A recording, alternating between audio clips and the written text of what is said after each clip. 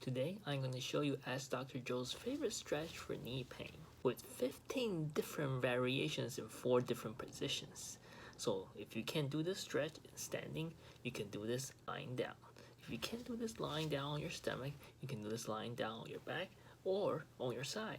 I want to mention real quick that I made a quad stretch guide that is in the form of a PDF ebook that you can download in the link over here.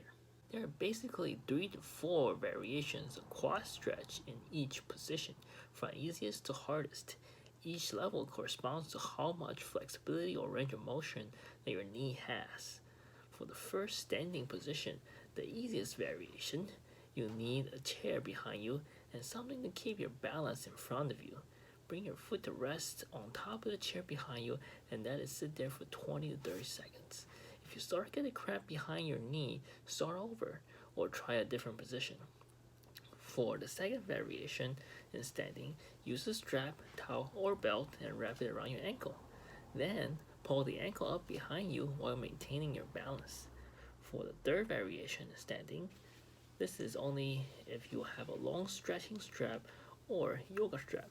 This one is very good for people who have shoulder issues since you don't have to extend your shoulder behind you.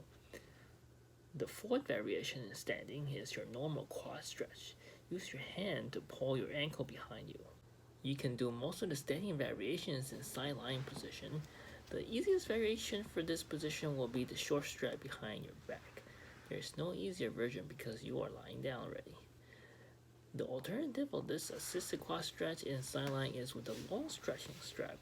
Again, this is only used for people who have shoulder problems. The last variation in side lying is simply use your hand to grab your ankle. In the prone position, this is Dr. Joe's favorite stretch. Similar to side lying position, the easiest version is using the short strap, wrap around the ankle, and pull. The alternative, again, is the long strap over the shoulder. Lastly, you can use your hand like in standing and side lying.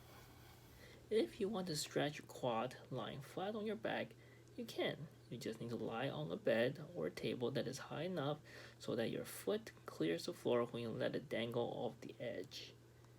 The easiest version in this position again is short strap wrap around the ankle.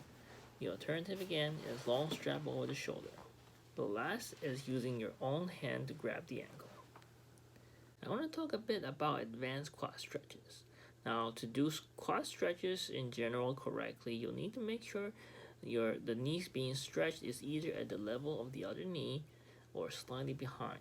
If you rest your knee on a chair or a couch, then you can use that as an anchor to keep your knee from going forward.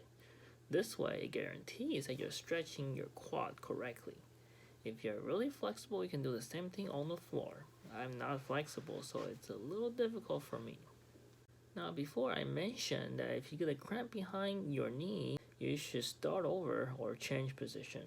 Now, this is actually because of 2 different possibilities. One is that you may have some hamstring tightness that would lead to the hamstring cramp when you flex your knee.